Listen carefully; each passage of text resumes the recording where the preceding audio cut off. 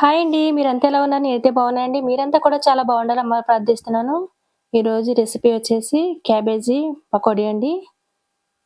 చాలా టేస్టీగా ఉంటుంది. కరకరలాడుతుంటాయి. ఉల్లిపాయ పకోడీకి ఏమాత్రం తీసిపోదండి. క్యాబేజీని తీసుకొని ఇట్లా చిన్న చిన్న ముక్కల కింద కట్ చేసుకోవాలి. వీడియో చూసే ముందు ఒక లైక్ అయితే చేయండి. మీరు లైక్ చేయడం వలన ఈ వీడియో మరి కొంతమందికి రీచ్ అవుతుంది.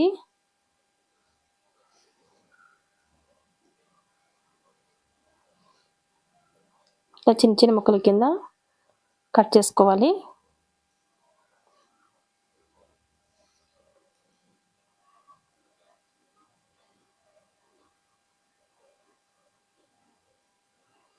ఎంత వీలైతే అంత చిన్నగా కట్ చేసుకోవచ్చు.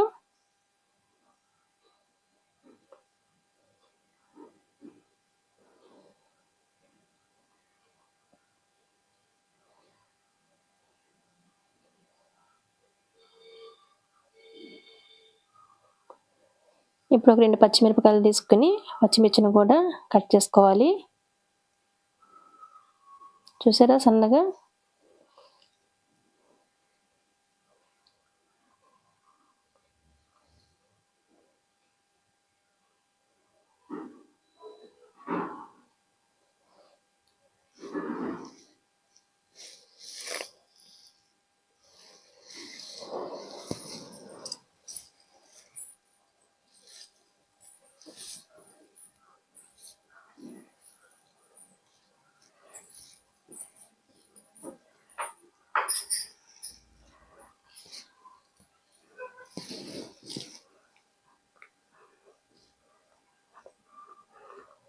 పచ్చిమిర్చి చిన్న ముక్కలుగా కట్ చేసుకున్న తర్వాత కొద్దిగా కరివేపాకును కూడా తీసుకుని చిన్న చిన్న ముక్కలుగా కట్ చేసుకోవాలి.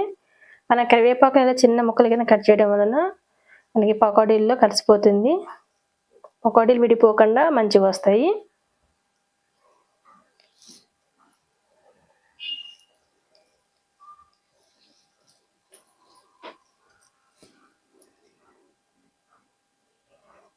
ఇప్పుడు కొత్తిమీరను కూడా చిన్న చిన్నగా కట్ చేసుకోవాలి. ఇలా సన్నగా కట్ చేసుకుని వేసుకోవాలి.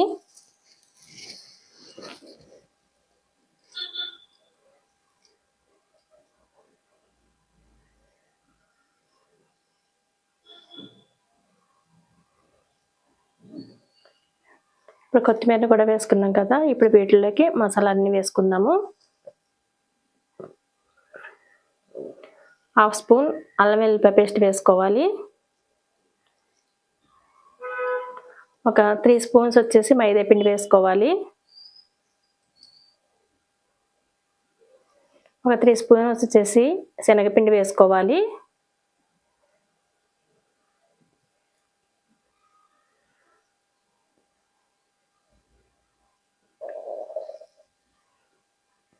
హాఫ్ స్పూన్ వచ్చేసి జీరా పౌడర్ వేసుకోవాలి. ఒక 1/2 స్పూన్ వచ్చేసి ధనియా పౌడర్ కూడా వేసుకోవాలి. కొద్దిగా కారం కూడా వేసుకోవాలి. ఒక 1/2 స్పూన్ వరకు కారం పొడి వేసుకోవాలి. రుచికి సరిపడా సాల్ట్ వేసుకోవాలి. సాల్ట్ అయితే చాలా కొంచెమే వేసుకోండి. క్యాబేజీ కదండి, ఉప్పు ఎక్కువైతే మనం అస్సలు తినలేము. అందుకని సాల్ట్ అయితే చూసుకొని కొద్దిగా వేసుకోండి. ఇవన్నీ వేసుకున్న తర్వాత మొత్తం అంతా కలిసేటట్టుగా బాగా కలుపుకోవాలి.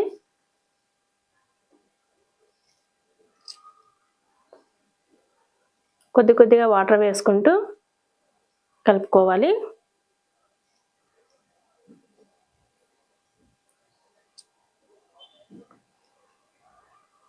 ఇట్లా బాగా పకోడీ పిండిలాగా కలుపుకోవాలి.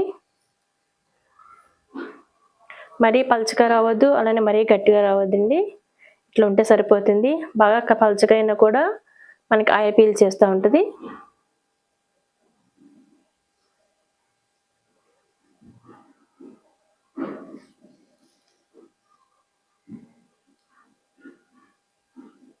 ఇట్లా ఉంటే సరిపోతుంది.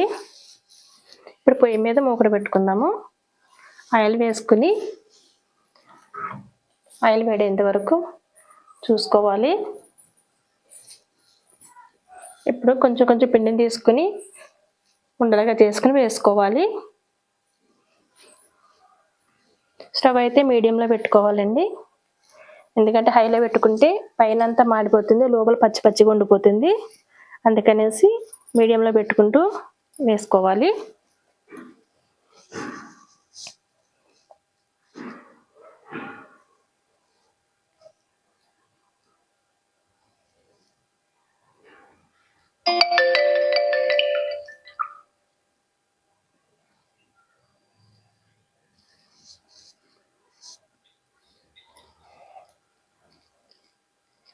వీడియో నచ్చితే లైక్ చేయండి, షేర్ చేయండి, సబ్స్క్రైబ్ చేసుకోండి.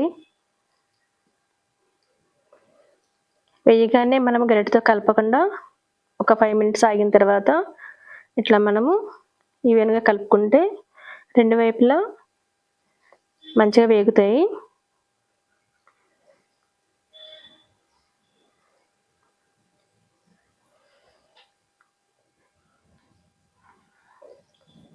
కొంచెం వేగిన తర్వాత హైలో పెట్టుకొని వేయించుకోవచ్చు. హై టు మీడియం ఫ్లేమ్లో వేగనివ్వాలి. అప్పుడే మంచిగా కరకరలాడుతూ వేగుతాయి.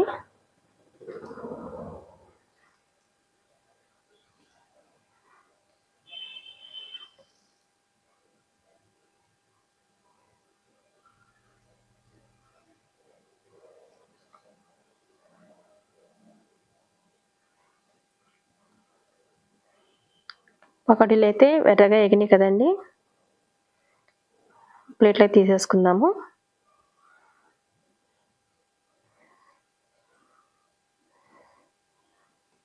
మిగతా పిండిని కూడా వేసుకోవాలి.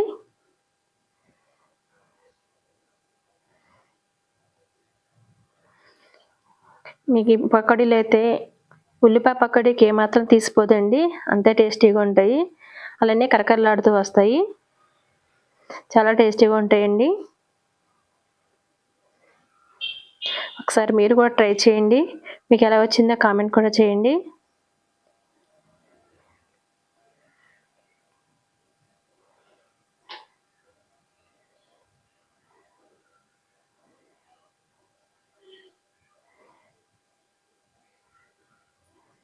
మనం పూజలప్పుడు ఏదైనా దీక్ష తీసుకున్నప్పుడు పూజలప్పుడు ఉల్లిపాయను తినం కదండి, అలాంటి టైంలో మనము క్యాబేజీతో పకోడీలు చేసుకుంటే మనకు ఉల్లిపాయ పకోడీ తిన్న ఫీలింగే ఉంటుంది, చాలా బాగుంటుంది.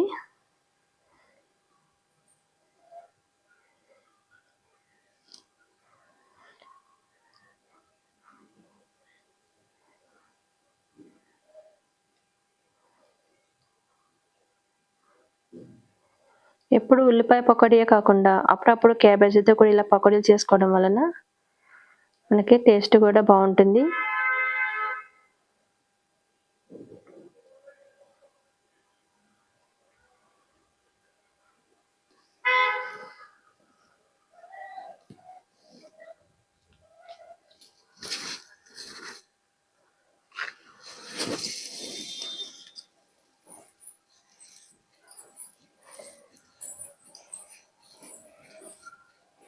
ఇట్లా బాగా కలుపుకొని ఎర్రగా వేగిన తర్వాత ఒక ప్లేట్లో తీసేసుకోవాలి.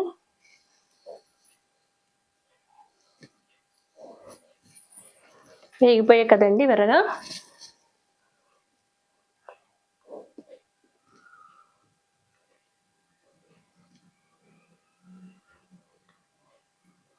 ఇప్పుడు ప్లేట్లోకి తీసేసుకోవాలి.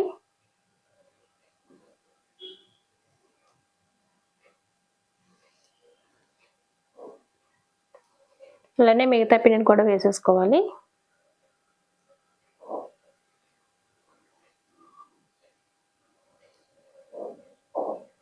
ఫైవ్ మినిట్స్ మీడియం ఫ్లేమ్లో వేగనిస్తేనే లోపల కూడా పచ్చి లేకుండా మంచిగా వేగుతుందండి. ఫస్ట్ మనం హైలో పెట్టేస్తే పైనంతా మాడిపోతుంది, లోపలంతా పచ్చి పచ్చిగానే ఉంటుంది. మిగిలిన పిండిని కూడా వేసేసుకోవాలి.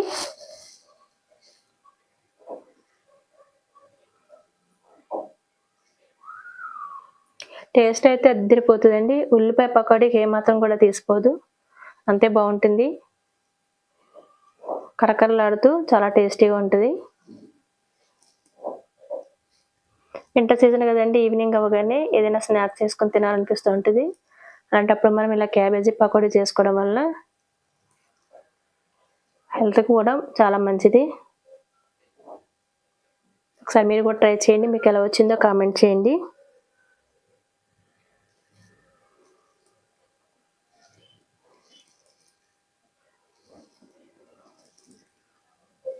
ఆయిల్ కూడా ఎక్కువ ఏం పీల్చదండి. చూసారు కదా, ఆయిల్ కూడా ఎక్కువగా పీల్చుకోదు.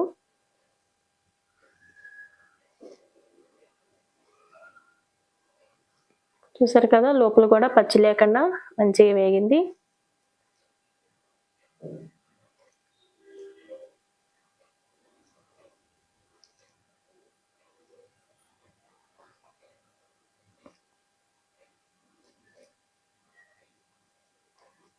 అండి, బాగా వేగిపోయినాయి కదా, తీసేసుకుందాము.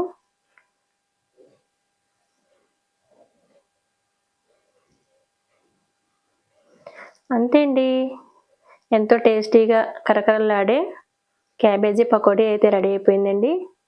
చూసారు కదా, ఉల్లిపాయ పకోడీకి ఏమాత్రం తీసిపోదండి. క్రిస్పీగా టేస్టీగా ఉంటుంది. ఒకసారి మీరు కూడా ట్రై చేయండి. మీకు ఎలా వచ్చిందో కామెంట్ చేయండి. Thank you for watching.